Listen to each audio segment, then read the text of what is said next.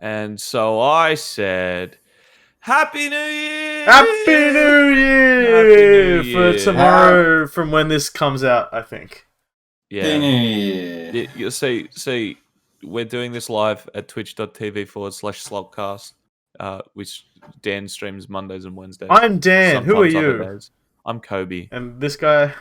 And this guy's Caden. This guy's Caden. It's me. He's Caden. Yeah. As Kobe was alluding to, we are recording this live on the 30th. And then this comes out on the 31st, But see, in the production business, you need to account for the release date that that your audience will majority see it. God, I can't wait for COVID to disappear at midnight tonight. If only. Do any of you boys have New Year's plans? Nah. I do, but I'm a long ways away from you guys, so I'm allowed New Year's Eve. Yeah, that's so. What do your New Year's plans look like, Caden? And then we'll discuss ours. So New Year's Eve, I think we're just gonna have a chill one. Either go to a mate's place, have a couple drinks, keep it cash. Because New Year's Day, because a few of us are working New Year's Eve on New Year's Day. New Year's Day night, we're going up to a mate's place out in the country, and we're going to have a massive house party and have some bands play. That should be very nice, and that's regional areas, so he's allowed to have that many people at the house. It is far north Queensland. Apparently, Sick. Queensland has some of that of the South African COVID strain in it now. So you guys are getting COVID too early. We're getting COVID 2.0. Heck yeah! COVID to electric boogaloo. Well, for us Sydney-based people, the restrictions got further tightened again today. It went from 10 people to 5 people per house, and down from 50 to 30 people in outdoor gatherings. Damn, it's crazy. We just so happen to know only 30 people. Well, so it's going to be raining on New Year's, and the current plan for our friends is to go to a park and sit outside in the rain and the cold. I'm sorry. All right. No, here's the thing. Right? Outside gatherings, that's fine. I think, right, if the restrictions are this tight, you're stupid if you were continuing to like have plans. It's like you can just skip this year. Kobe, right? You're allowed to say that you don't want to go. You don't have to get the whole thing cancelled. I don't think I'm going to go either. But like, I think it's irresponsible to have any sort of party, especially in Sydney. The thing is, with this fucking close, to having any means of like a dent in being able to actually overcome this and not really have any major repercussions ananymore. But we are taking quite a few steps back. Yeah. We're also this close to fucking it all up again and going around 2 or round 3, I guess. Yeah. So it's like for these kind of things, like I understand wanting to go and see family. I understand wanting to go and celebrate and be like, look, this year's been shit. Want to just celebrate and get it over with and start the new year off with a bang. That's understandable. But fucking give it a couple weeks. Yeah. Delay New Year's Eve or some shit. Take some time off work. God, let's add some more days to the month of December. Let's drag this bitch out. Because, like, the thing here in Australia especially, like, 26 days later is Australia Day, right? And it's like, we're not going to be able to do anything for that either, are we? Yeah, we're not. We're not going to be able to because... Depends on how we're not going to be able to... Okay, Kobe. I feel like... We have to independently do an Australia Day shot. Do you want to tell the story of the Australia Day shot? Oh, sorry, Caden was going to say something. We can get to that a bit after. I was mainly just going to say, I was like, I feel like a lot of this is happening, like a lot of these restrictions are happening so that shit doesn't get worse during New Year's Eve. I feel like after it's going to definitely the Christmas, the New Year's restrictions are so that it doesn't get worse over this time period. Yeah. Because the logic of the government at the moment is if we cut shit out now, we won't have to cut more shit out later. And while that is sensible, I just want a party, man. I just want to have drinks with the boys, man. Yeah. Oh, I'm glad it's not letting me see my boys. It's all because one person fucked it up. I thought you were going. No, I'm not talking about that. No, I'm not going to say that. I'm speaking Hey, about Kobe, a why couple can't weeks you? ago. Why can't you go to the gym? I'm not going to repeat that. Anyway, Australia Day shots. So yeah, so back in 2017, this is like the 18.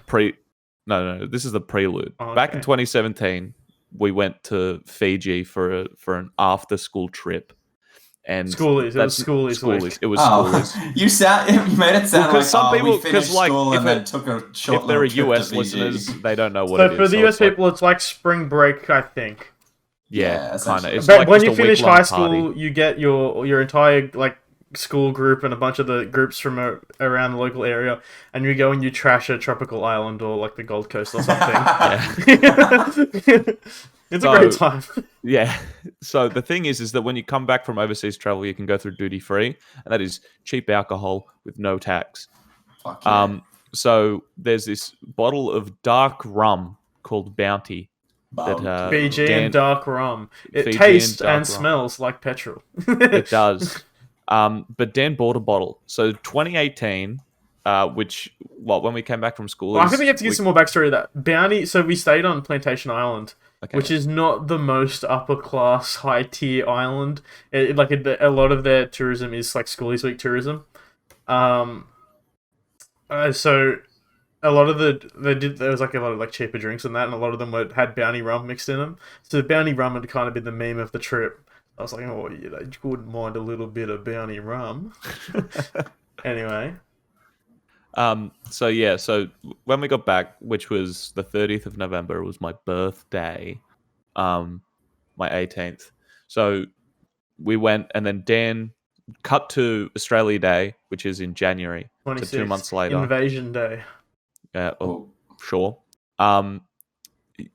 Dan was like, this is the first time it was second time, but this was the first time I ever had anything to drink. This was like my first time properly drinking.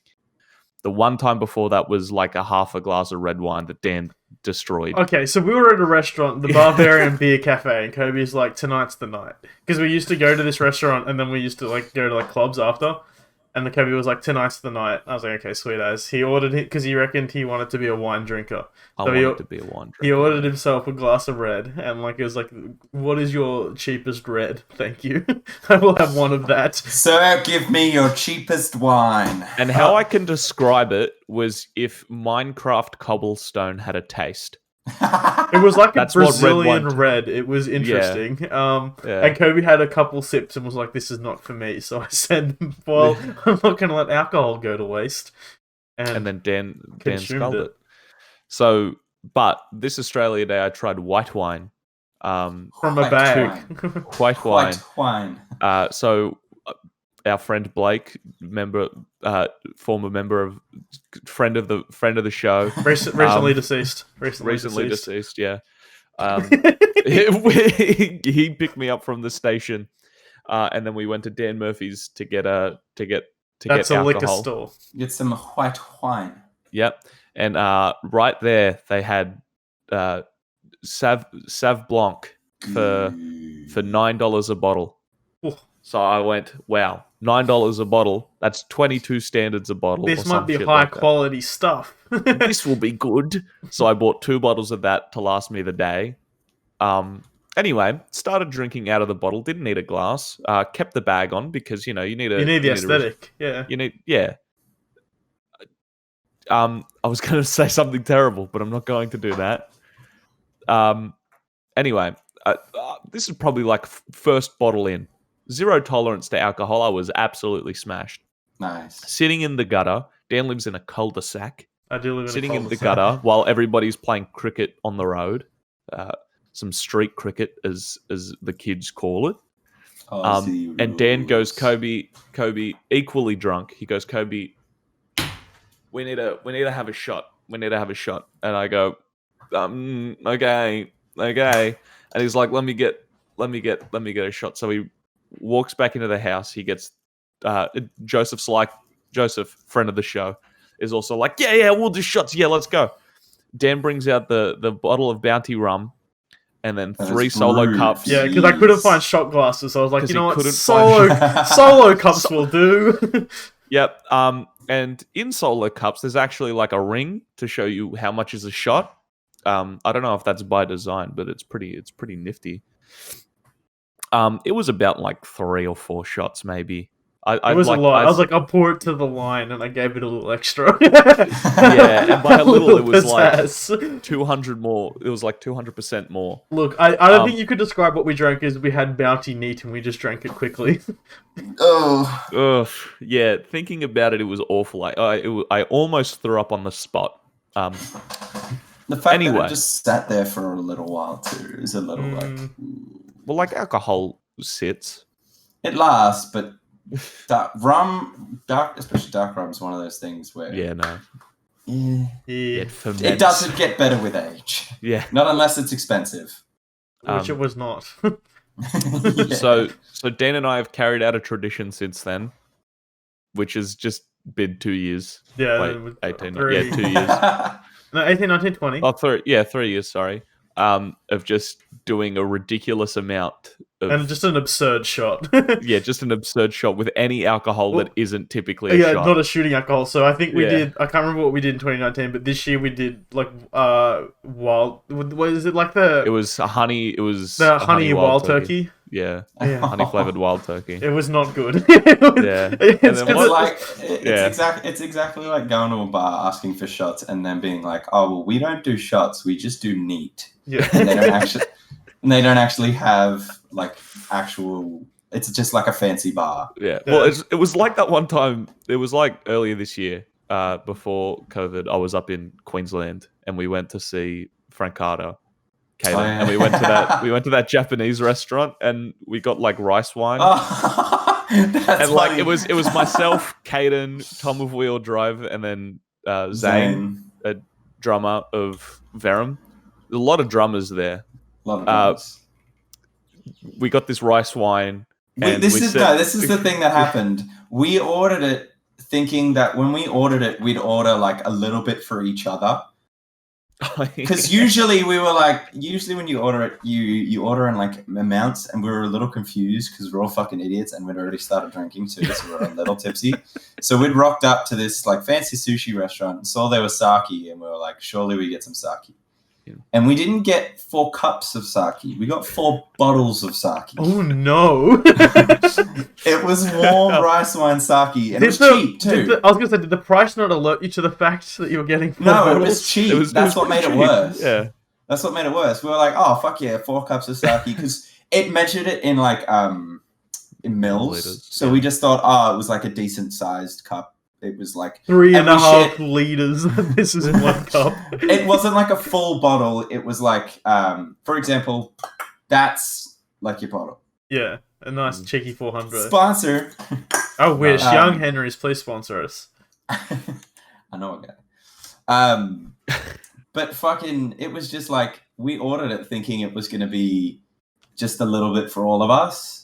Maybe like enough for maybe 2, like little shot ones, enough for maybe 2 of them each. We ended up getting like 4 bottle sized each, and we were like, fuck.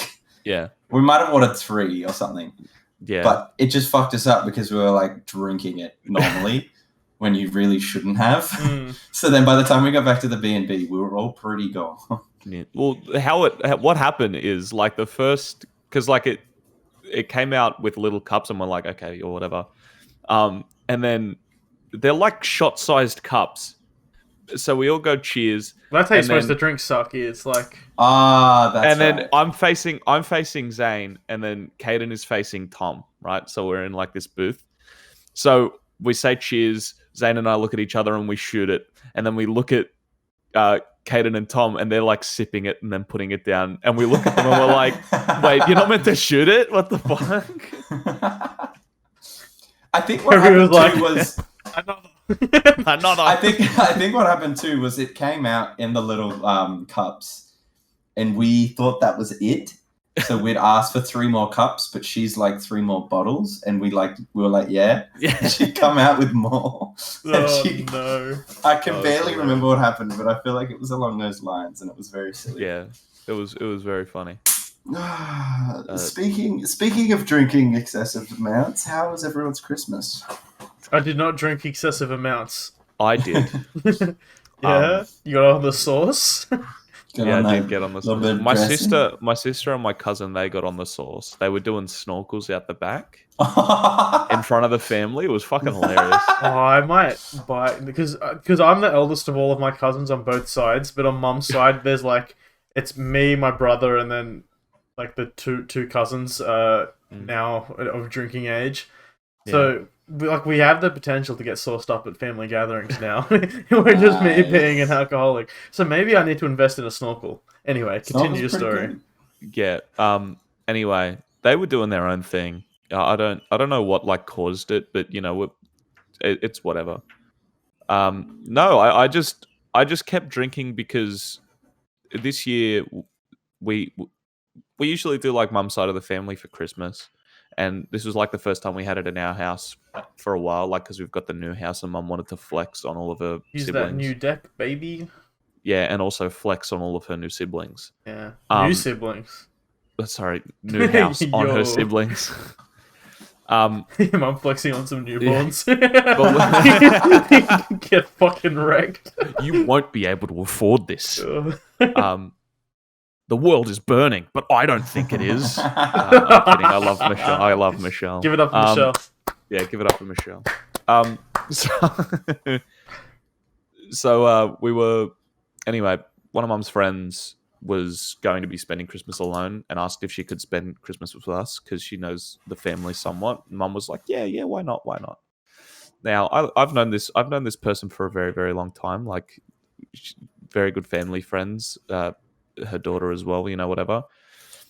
But she's also very Catholic, and like when COVID was brought up, I felt like, okay, here we go. So I went to the kitchen and did a couple Fireball and tequila shots in my own time.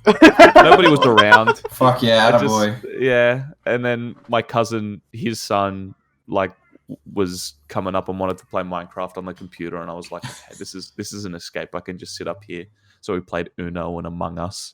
Nice. A little bit of cheeky mungus. Just cheeky mungus. But yeah, I was pretty sauced because I didn't want to hear any of that shit. But Kobe, do you know anyone who has COVID? I'm just saying. Do you know anybody that has COVID? So did you didn't get fucked over by the restrictions at all? We only had 9 other people here plus the 4 that live here. So like in terms of restrictions, we were all good. Yeah, no, because so the restrictions in Sydney were you could have 10 people over the age of 12 in a house at any given time. We managed to squeeze, so mum's side of the family, we managed to squeeze in on 10, exactly. And then, so we do mum's side of the family Christmas Day, and then Boxing Day we go up to my nonna and nonna's and dad's side of the family. And they're in regional New South Wales, so the limit was 50. So we managed to do Christmas unaffected. How many people do you reckon tried to pull the whole, like... You remember when you were just a little bit over the age of 12 and you'd rock up at a restaurant and your mum was like, if they ask you, you're 12. They're like 16, but they're wearing a Fortnite shirt. It's like, I'm 12. You're ordering off the kids' menu. You just get it. If they ask, you're 12. What about you, Caden? How was your Christmas? Chrissy for me was pretty cash. We used to do big like family Christmases all the time, especially when we lived in Sydney, and then we kind of got over it. It's always a hassle. Yeah, no. Distances make shit hard. We tried big family Christmases up here before, and it didn't really work out. So we just decided over the next few years we're going to keep cash. So this year we went for a swim, went down and hung out at the beach for a bit. Had a nice cook up at home. One of our family friends came over because she used to live in the UK, so she doesn't have a lot of people over here, a lot of family. So she come and hung with us. Yeah, that was essentially it. We just had a massive cook up, had a bunch of drinks. Zane and Tom and Haley, Tom's girlfriend, came around, had some drinks at my place, and that was it. Okay. Didn't do much. You had a busy Boxing Day though. Boxing Day was fun. Boxing Day, I had a gig out in the Fortitude Valley up in Brisbane, and that was a lot of fun. That was cool. It was a good way to spend my Boxing Day because it was actually something that I really like doing, which is drinking and playing music. Damn, I wish I could do that.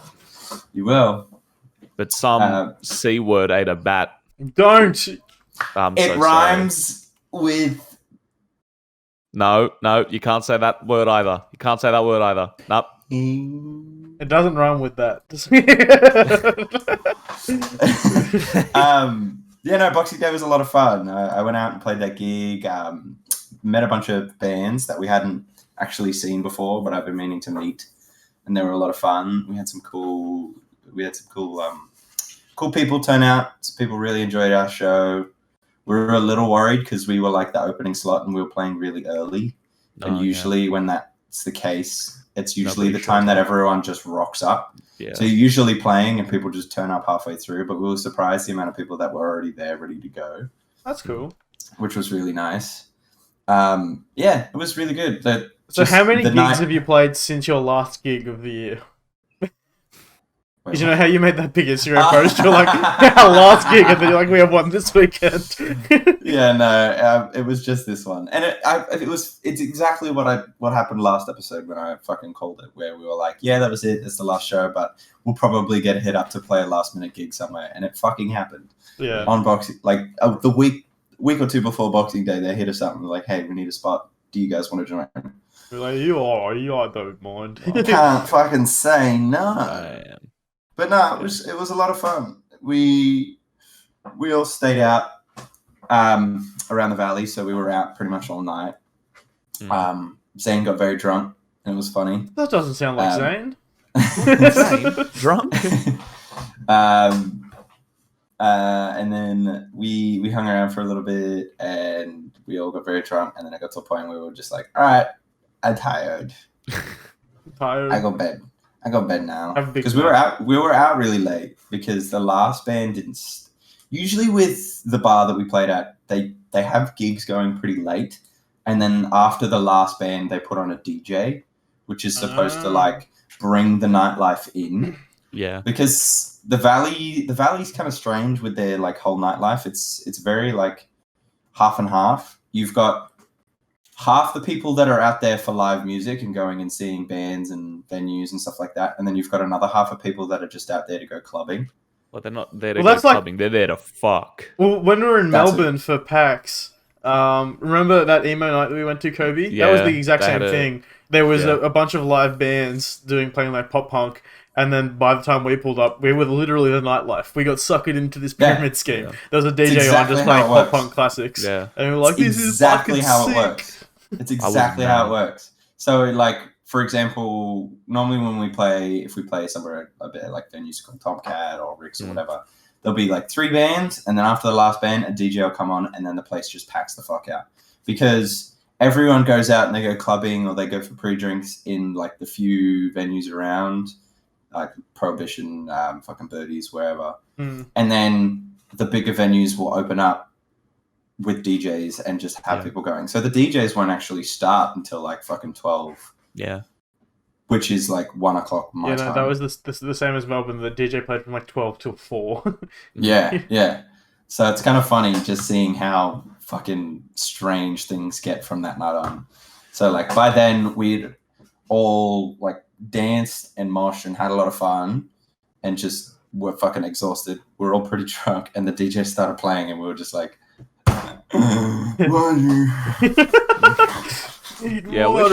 I wish Sydney's nightlife, if COVID didn't exist, was like Gladys with her lockout. Coming out. No, I wish it was like similar to Melbourne and. Aren't the lockout laws being repealed? Remember that was a whole thing at the start of the year, like the lockout laws being rolled back, and then COVID happened, so we didn't get. Everyone was celebrating, being like, "Oh, the nightlife in Sydney's about to go off," and then the nightlife in Sydney. And then God said no. It's like you're in the car with your mum and you're like, I want to go see the Brisbane city, and it's like, we've got Brisbane at home. Oh no, because I remember it was like, we're gonna be able to stay out till 5 a.m. at Fusions, and then COVID happened, and now Fusions is closed. And now Fusions is gone. I'm surprised of all of like the clubs in the local area, that was the one to go. I don't think I ever go to Fusion. Yes, remember you came down and then you were staying at my place. Remember you were staying at my place and you were like, "Let's go to Fusion's." Like, I'm going to bed. Have my key. Yeah. That wasn't when I funny. met my friend. I met Because my that friend a was different time. after fucking so-and-so's party. Yeah, it was. Cheers. Yeah. 18th Yeah. or like 19th or It was something. It was her 18th. Oh no, not 19th. Was she born in 1999? No, she's a 2000 baby. Hey, It might have been her 18th because it was like the January of 2019. Yeah, it was. Are we doxing too much? No, We're not. we just said a first name and some years. Yeah. No, because you were down getting a tattoo. Or you came down to see the boys, then you're like, I also want to get my I came tattoo. down to hang and get my tattoo fixed up. And then somebody was rubbing on your wee wee. Well, maybe we don't get into that part of that story. Why do you have to say it like that? And that's why we went to Fusion. I'll say that's why Dan stayed home. Ooh. Why did you have to say it like that? Ooh. Why'd you have to go and make it gross, Kobe? I'm so sorry, guys. I'll fucking leave. I'm so sorry. I'm sorry, guys. I'll leave. Oh, thank fuck he's gone. God, now we have a real show. Fuck that guy, am I right? So, have you done any Boxing Day shopping, Caden? Fuck no, I am broke. Yeah. Yeah, it do be I'm like that this fucking time broke. of year. It was funny after like buying Christmas presents and stuff like that. Like I'd worked a lot, especially since lockdown happened, and I'd saved up a bit of money, and that's why I've been able to buy like a nice car and new phone, stuff like that. And then after buying some Christmas presents, I looked at my bank account and I was like, ooh, shit. So this time of the year is always fucking financially difficult for me because I've got Christmas, and then in January I've got Mum's birthday, Dad's birthday, now Brooke's birthday, and then my sister's birthday's in the first week of February. So I've got a lot of gift giving to do. You should just be like me and not buy gifts. I didn't buy gifts this year.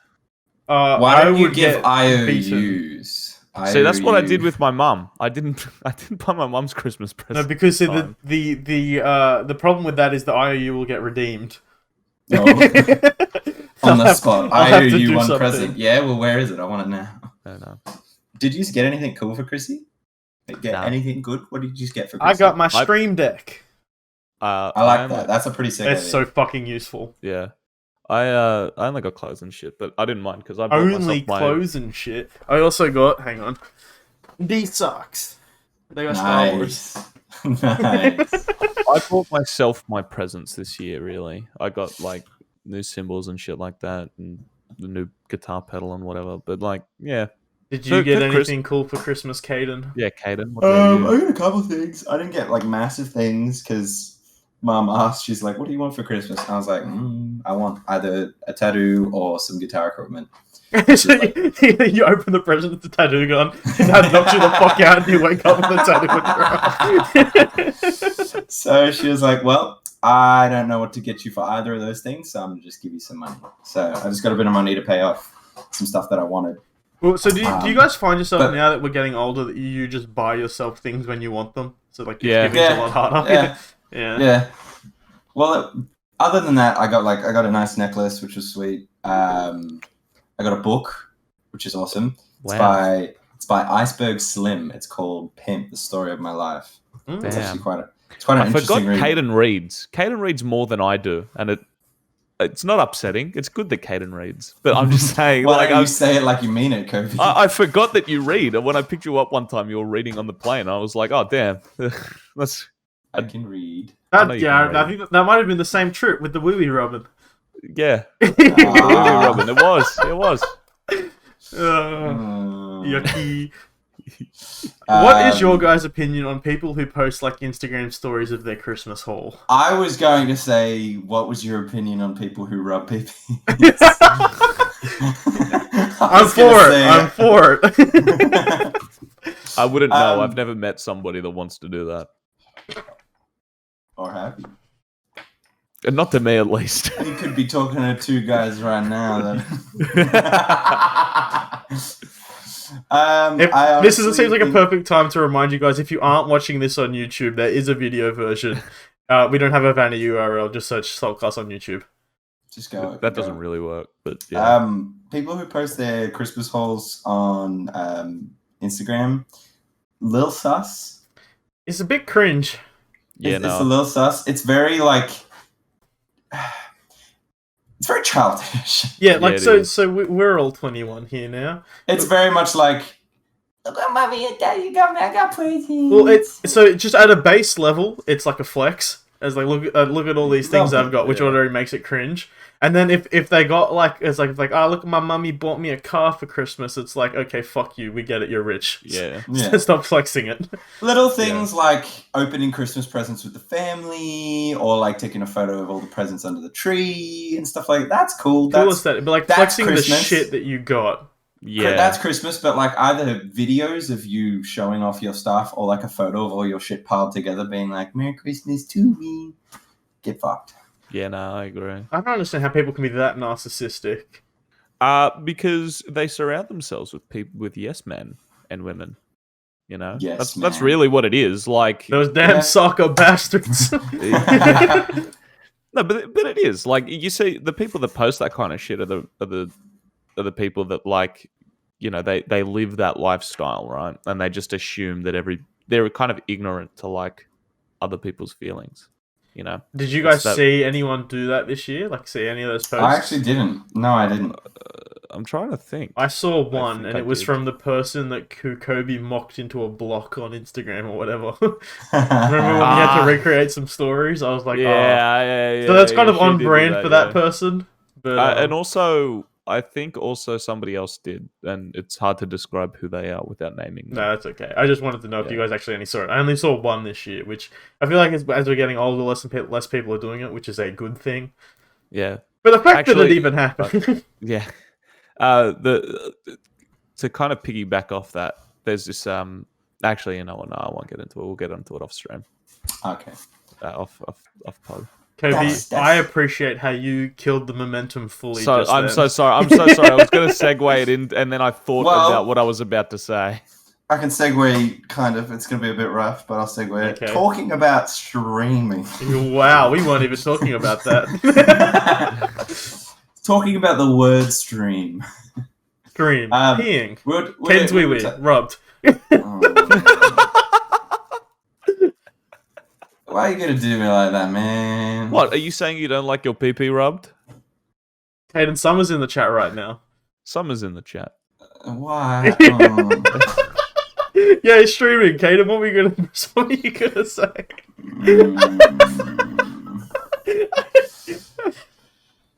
You heard it here first. Caden doesn't like his pee-pee rubbed.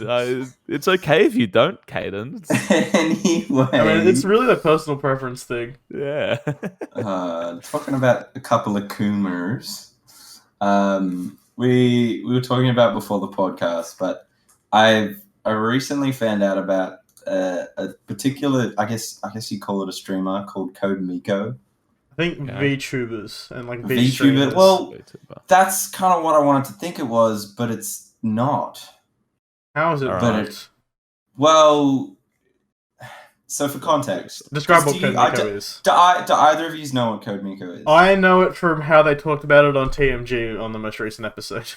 Okay, so essentially, they kind of got it down to a point. Code Miko is like the streamer that is kind of doing it all, I guess. So ideally, the biggest fad at the moment and what's blowing up at the moment is VTubers, virtual YouTubers. Just anime titties, cute voices, playing video games, acting like real people for the incels of the internet. People love it. Can't say that. That's a bad word on Twitch. Really? Yes. Damn Twitch, I'm sorry. I didn't know. I'll see if I can pull up like some background footage. Keep talking. But essentially, like VTubers is the big thing at the moment for a lot of people. And this is what it looks like. It's like a virtual. There's a person. The idea is this person. I don't know what her real name is. She's full body tracking minus a couple parts like fingers and stuff like that. She's full body tracking into like this virtual world that she herself has created. She's coded this world, she's put herself in it, but she's made it so diverse and so interactive to the point where it is essentially like she's created an entire atmosphere around this one virtual YouTuber. So she will stream sometimes without the whole rig setup, and she'll just be her, and she might be playing games, she might be talking shit, whatever. but then she'll also do like these interviews and stuff like that, or she'll just talk shit in the virtual world that she set up, and it's pretty full on. Yeah, so I've just pulled up a video of it here. If you guys are watching the video version, you can see she has an X-Sense motion tracking suit, and then you can see it's like and I imagine a webcam is doing face tracking, and that's resulting in the avatars mimicking the movements and like the facial expressions. So it's pretty like in depth, and it's even to the point where she's able to pull up her phone it's actually streaming the phone through the game. It is a game technically. Well, yeah, so in the bit that we're currently showing, you can see she's holding up her phone with a camera. It's like mirroring her camera screen, so she's like holding up with the front cam pointed towards her setup, and you can see a ring light and her 3 monitors, and then inside the virtual world you can see the ring light and the 3 monitors. It's just very cool. It's very in depth and it's fucking ridiculous, but it doesn't stop there. There's ways that the people can interact with the camera and like interact with the virtual chick Code Miko. They can donate and a bunch of shit will happen. They can change how she looks, change what happens, all that kind of shit. If you look, our cameras are kind of blocking it, but there's like a couple of bit goals here. It's like if you donate X amount of bits, you can mute or unmute the VTuber. If you donate a certain number of bits, it'll fart, or there'll be like an explosion or something, or it'll start dancing. Yeah. And it's pretty like... At first, I was a little put off by it because with a lot of VTubers, it's all kind of cringy because it's just like big... Look at me, I'm sexy anime girl. This is kind of funny because it's very like taking the piss out of it almost. Well, it's so far. It's like at the moment, like they show like she's made the body all like ridiculous proportions and stuff. Because she's talking about Hassan. Ah. If you know who Hassan is, he's just Hassan big. Abi. Yeah, he's just known as like the big buff dude on things. So then she'll go and just change the body appearance to make her look like Hassan, just big and buff. So she kind of takes the piss of everything and doesn't actually take it too serious, which is kind of cool. I think it's the best way to do something like that. It makes it accessible. It makes it more accessible to the people that, like, for me, for example, who aren't really diving headfirst into that shit, because I think it's a little bit awkward to watch. Oh, no, it definitely is. But it's really, really interesting because what she's then done is she's created like a full-blown RPG around this girl, around this virtual YouTuber. So she can seamlessly go from a scene where she is at her desk talking to someone on a big screen, like interviewing them, to then cutting straight to her walking around this virtual world and playing a game, basically, like as her. So then she will pretend like she's built like this whole room so she can pretend to go on like a room tour and show everyone around. So it gets really immersive. Yeah. And it's pretty fucking in depth, which I think is pretty interesting. Well, so do you reckon this is the future of Twitch? Like, you're going to start seeing more and more people do this VTubering thing? 100%. There's already a massive community around it. Like some of the biggest, there are a lot of big streamers that are now doing it. Like one is Ash on Lol, I think. I've like clicked on her stream and it's, you know, a VTuber kind of thing. There's an avatar and she's speaking and the avatar speaks when, you know, the avatar moves their mouth when she speaks. This kind of shit has been around for a while. Like the first example I can possibly think of is what's that fucking... What was that Japanese pop star that was... Yeah, the virtual Hatsune Miku. Yeah. Hatsune Miku. Another Miku. That's the kind of first thing that I can think of that was the first one that really hit the quote-unquote mainstream. Yeah. So like it's been around for a while, and it's been around in different platforms. I think this is where it's A, most comfortable, and B, like the most in-depth. I think this is where you'll see like a lot of people really taking it beyond what it is just because a fake person. Yeah, I feel like this example, right, is it's like this, it is the content, like being the virtual YouTuber, right? Whereas a lot of the majority, like an overwhelming majority of other VTubers, it's just they're They don't want to show their face, so they made like a virtual avatar, or maybe to appeal to some sort of like kink fetish demographic or something. Yeah, it's like a virtual avatar, but they're just Twitch streaming. They're just playing a game. Yeah, they're just it's nothing has changed except they are now no longer a person. They are now a character. They're now less of a person. They are more of a character than any other character that you'd find. And I feel like too, the appeal of it is Twitch at the moment feels like it's becoming more and more personality based and more straight edge, and it's harder and harder for people to like be overzealous or be like over the top and not get caught with something. So I feel like VTubers is like their safety net to be like, we can be as overly dramatic as possible and it feel natural and safe and not really feel too awkward, because I guess if you never show your face, you protect your image in case exactly. So it's like it's like when you see, for example, if you see the whole point you want to watch Twitch is you want to interact with someone while they're playing a video game. You want to actually have that connection, but you also want to watch someone react to shit or watch someone like blow up about something or whatever. And I feel like it's more entertaining seeing it like over dramatized, over dramatized, being like an animated character, fucking giant eyes and going psycho and stuff like that is more entertaining to watch than someone trying to put it on in real life. It feels like falsified drama would be a very you're able to now disconnect from it being like a very real thing because it's no longer real. It's I get what you're saying. Yeah, I get that. Yeah, I think I'm not into it, right? I don't really get it. I like the more personality based thing of Twitch, of like being able to actually see a person, but I think it's a different step in entertainment, and I'm all for it, I guess. It was interesting. So I think interactivity is definitely what separates Twitch from other mediums, and the more interactive you can make something, the more engaged your audience will be, the more likely they are to come back. So yeah, I definitely think this is something that has legs. I've just done like a quick googling because I remember hearing a story about this, and I wanted to see if I could try to find the clip. There was a VTuber who was like doing like the anime girl thing, and their software like crashed in the middle of their stream, and the VTuber went away, and it was their facial recognition program was showing. And so I'll just play the video. It's very funny.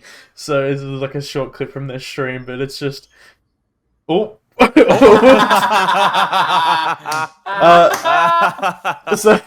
there's a bunch. Apparently, it's like this like brought out, according to this article, like a bunch of people have found out where a lot of just like kind of older men are like using like voice modulation and stuff to pretend to be female VTubers.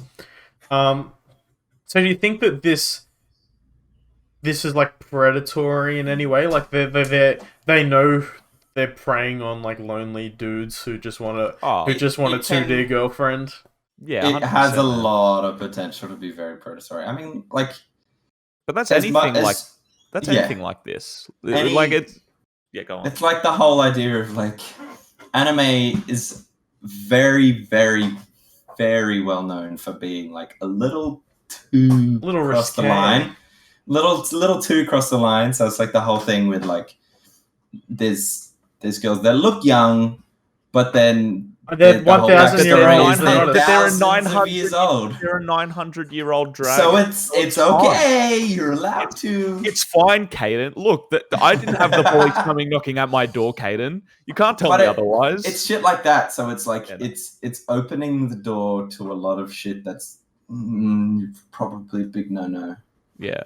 No. Yeah. So I just want to take this time to announce that Slalt Cast will become a VTubing channel. Yeah. We are all going to be anime girls, so just keep your eyes peeled for that. Yeah, well, of course, we have to be predatory. I need to be an anime dude so I can attract the dudes. We have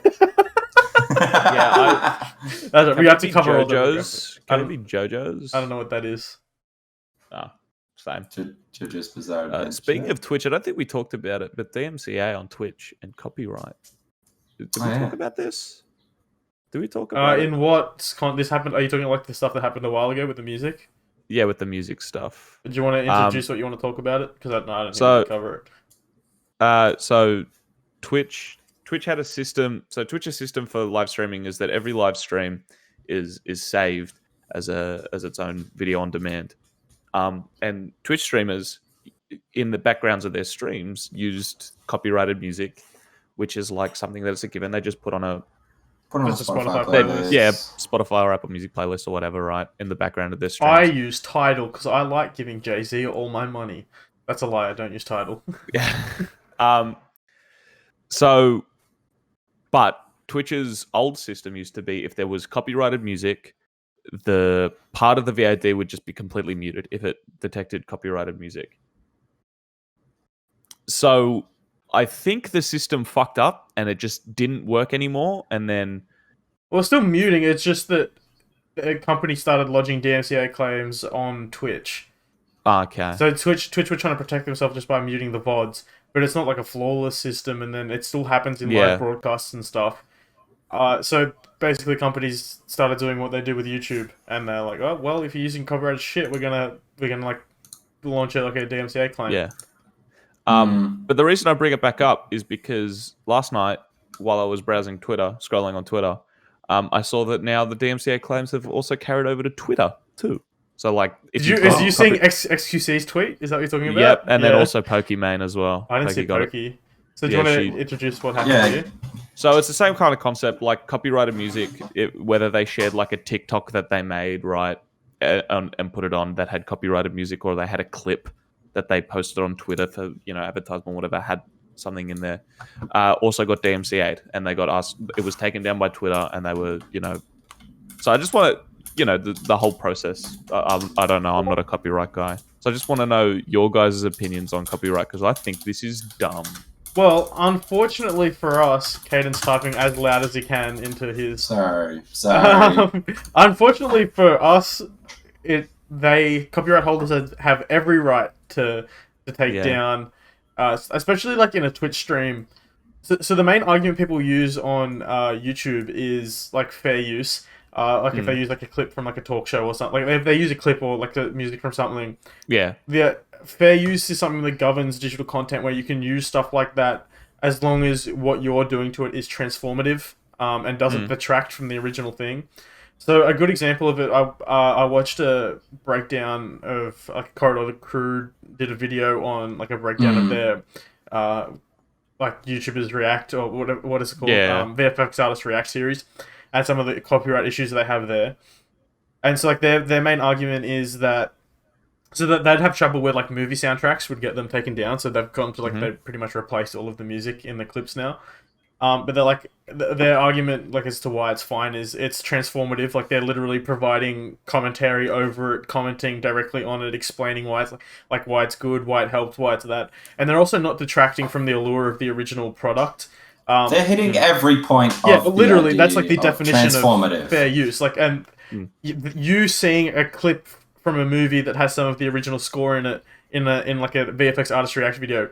If you were already gonna watch the movie, you're not gonna not watch the movie now because you've seen that one scene. If anything, it's gonna bring people who weren't gonna watch the movie. They're gonna be like, "Oh fuck, that's awesome! I might watch this movie." So it literally is the definition of fair use.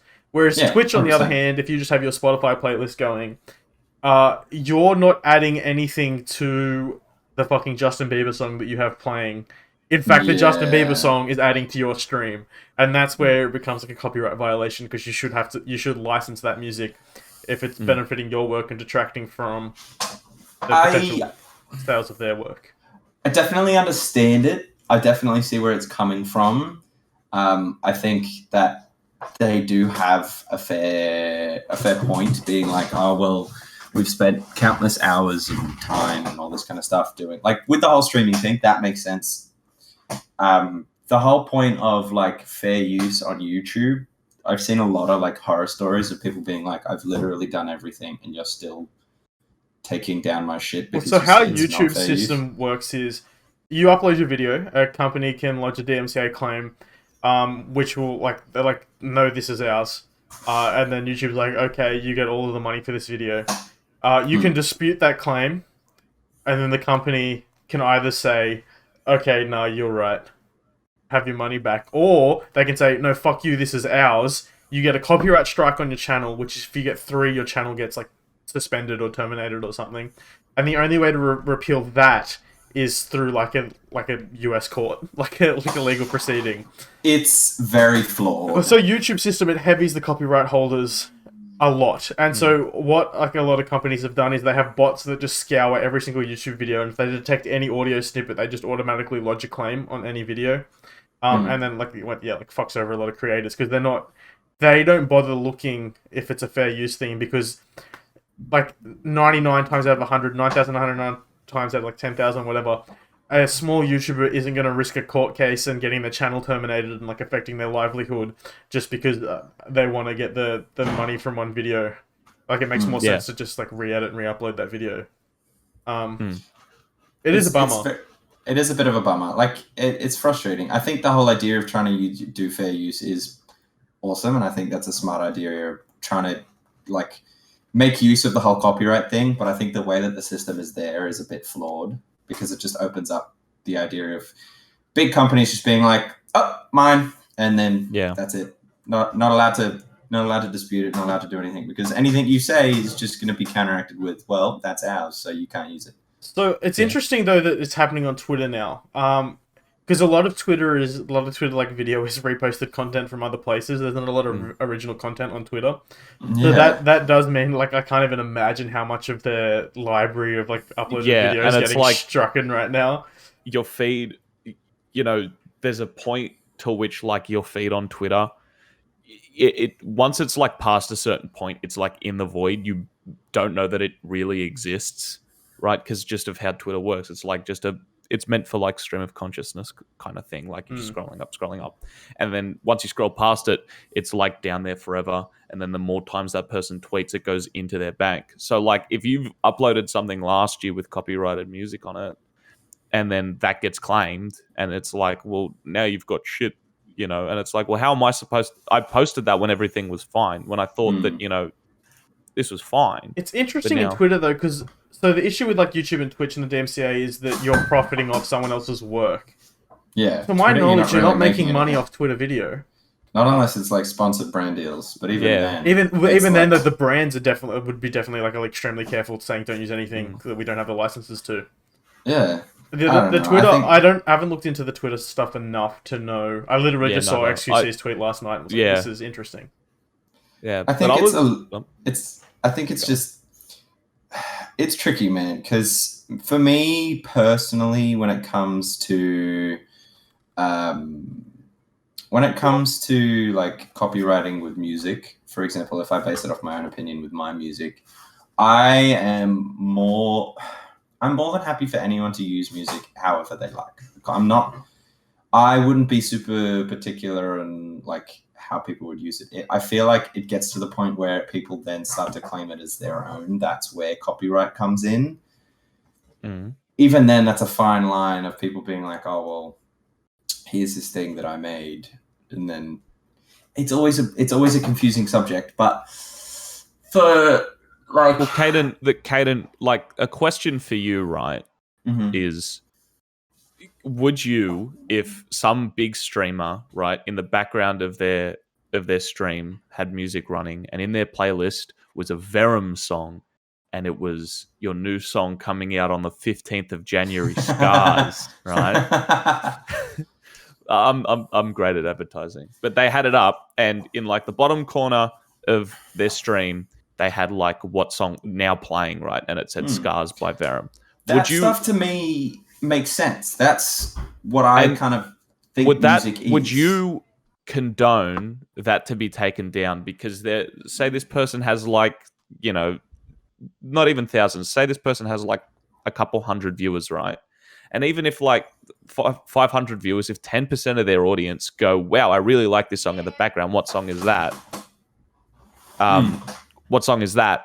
They're going to go, oh, I can see it in the corner here, Scars by Verum. That's cool. I'll search it up on Spotify or whatever I use. Yeah. And then they'll add it to their playlist. So like inadvertently, it's advertising, right? Because that trade-off starts to go the other way very quickly. So for a smaller band like Southbound or Vera, that there is an argument to be made for that. But like if you're playing a Taylor Swift song, you're only hurting Taylor. I agree, but also, that at that point it's like it's the same thing, in my opinion, that these decisions really don't benefit the artist in any like grander scheme way. It's really only to be like, you can't use this music. Well, so the laws are like exist to protect people from doing like a 24/7 Twitch stream radio where they just play songs and the artists are not getting any money because it's counting as like one play from their Spotify instead of but like as it stands, copyright law is protecting the artists. They are completely within their right to be doing these copy strikes and stuff, and there's really nothing we can do. You kind of just have to. I know. You could say, Dan, stop being a fence sitter. God, I'm such a corporate apologist. Well, if I'm going to keep corporate... I can sit here and say it's silly, but understand that I have to abide by the rules. If you want to talk about a social platform though that does do music licensing well, it's TikTok. Most of the audio that you hear on TikTok is like music, and TikTok has gone and they've licensed music from a bunch of different record labels. Any song that you hear on TikTok, they have a license for you to be able to hear it. So much so that within the past couple of months on TikTok, they've upped their content ID and like music ID so much that so when you go to make a TikTok, you can either like add one of the sounds from like their library of sounds that they have. You can use someone else's sound, or you can upload your own. So if you use one of their sounds, all of the music that they have within the app, they have a license for you to use, and that's fine. You can just use that. If you're using other people's sounds or your own sound, their content ID will scrub through the audio that you upload and can identify chunks of songs. And if that song isn't part of TikTok's licensed music library, it won't let you, like, it will delete your TikTok or delete that sound. And that feature has gotten so good that when you're watching a video where someone's uploaded their own sound, and if it does have like a clip from a song in it, it'll say so-and-so sound, the thing that they've named it, and it'll be like contains music from blah blah blah.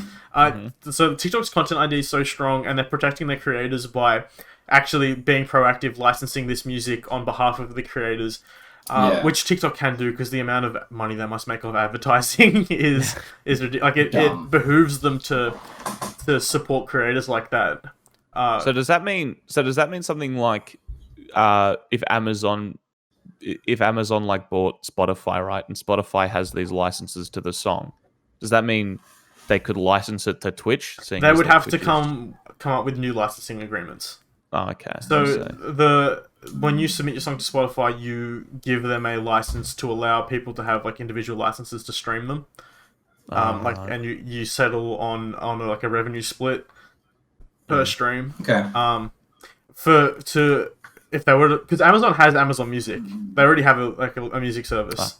I didn't know that. And yeah, so they'd have to renegotiate licensing deals with artists, saying like, "Oh, do you want your music to be added to the like allowed on Twitch music library?" And because a different revenue split. Because copyright music is also pretty complicated. Like, there's 2 copyright holders to a piece of music, so that's why I say it's silly, because it doesn't it benefits your record label. Yeah, it's better for the label, but it's not necessarily better for the artist. Like, even a big artist like Taylor Swift, I haven't listened to Taylor Swift's albums. She was dicked over by her record label. Yeah, that's a terrible example. But a very big artist, say like Billie Eilish, I have only ever heard Billie Eilish's music on the radio or like popular songs that have been played when I'm out partying with people or whatever, But if I was listening to a stream and I heard something that wasn't one of her singles or something like that, and I really liked the song that was on the album that I had no intention to listen to, I would be like, "Oh wow, that's real cool. I'd go listen to that song." Anyway, and it works. It right, but that's it goes both ways, and the record labels are within their legal right, and so basically they can seize your revenue for like your entire YouTube video or Twitch stream if you use that song. It's fucked. It's fucked. Anyway. Well, we are running up on time here. Do any of you have anything you'd like to touch on? Depends on how much we want to go in depth, because we can talk about the Onsole, or we can just go straight. I think we should leave the Onsole. And let's close this podcast by let's look forward to the future. So this episode comes out on the 31st of December. Finally 2020's over. COVID's going. It gets deleted on midnight. It was a tough one, but hey, we're getting rid of it. The simulation's over. We're gonna wake up. So, Caden, do you want to do your little outro and say something that you're looking forward to in 2021? I'm most looking forward to traveling, like being able to come down to Sydney, going overseas, and I'm looking forward to festivals. I really miss going to and potentially playing at festivals. Fingers crossed that all is okay again. Hopefully the vaccine gets distributed fast enough that happens in 2021. Hopefully people get the vaccine. Yeah. And while we're with you, Caden, what's your name? Where can people find you? You can look me up at my band, verum.band, on Instagram. We post some fun stuff. We have some fun, and yeah, that's it. Hey Kobe, what are you looking forward to in 2021, and where can the people find you? I'm looking forward to getting my PP rubbed. It could happen. Ladies, I'm single. It's New Year. Also, fellas, but I'm very picky with guys. So it's like, okay. Yeah, it's why. Can I? No. We'll talk offline. We'll talk offline. No, we won't. We'll talk offline. I'm looking forward to traveling. I'm basically the same as Caden. Looking forward to traveling, playing music more. Actually playing some gigs, hopefully in 2021. Actually fucking playing music. And just fucking living life, doing things. Just fucking. I won't be doing that. And you can find me at _55 Kobe 55_ and at South_bound_band on Instagram and at Kobe _55 on Twitter. And he also streams, ladies and gents. Join our Discord. You can find me at DanielF737 on Twitter and Instagram. You can find the Slalt Cast, Slalt on podcast services. You can find us on Twitch, twitch.tv/SlaltCast, at SlaltCast on Twitter, Instagram, and Facebook. And if I had to be looking forward to something in 2021, it's definitely the future of the Slalt Cast. I can't wait to see what big things we do, especially considering the Slalt Cast will be cancelled. Thanks for listening. Please remember to leave a positive rating wherever you're listening from, and to follow our socials at SlaltCast on Twitter and Instagram.